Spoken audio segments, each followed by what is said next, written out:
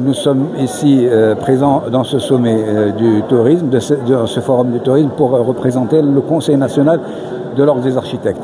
Bien entendu, nous avons vu l'intérêt que présentait cette manifestation pour l'architecte marocain, afin de venir confirmer l'intérêt que peut apporter l'architecte marocain à l'investissement touristique.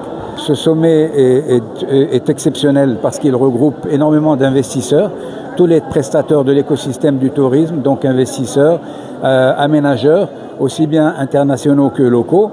Et donc ces gens-là sont venus pour voir quelles sont les opportunités qu'offrait le Maroc. Et nous sommes là justement pour leur montrer ces opportunités, pour leur dire combien aujourd'hui le Maroc présente comme intérêt pour l'investissement touristique. Bien entendu, à part toutes les qualités que l'on connaît au Maroc, d'ordre esthétique, toute la beauté du pays, le Maroc est en train d'organiser la Coupe du Monde et l'État ne ménage aucun effort pour encourager les investissements touristiques.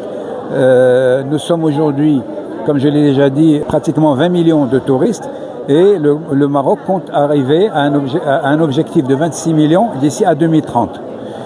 Alors, il y a bien entendu la Coupe du Monde, mais la Coupe du Monde draine un certain nombre de projets qui sont aussi bien économiques que toutes les infrastructures qui vont avec, tous les aéroports, les autoroutes, le train à grande vitesse aujourd'hui qui va traverser tout le Maroc.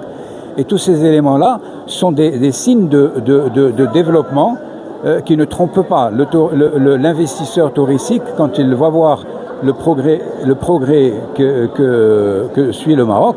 Forcément, ça incite justement à venir profiter de cet essor et investir au Maroc.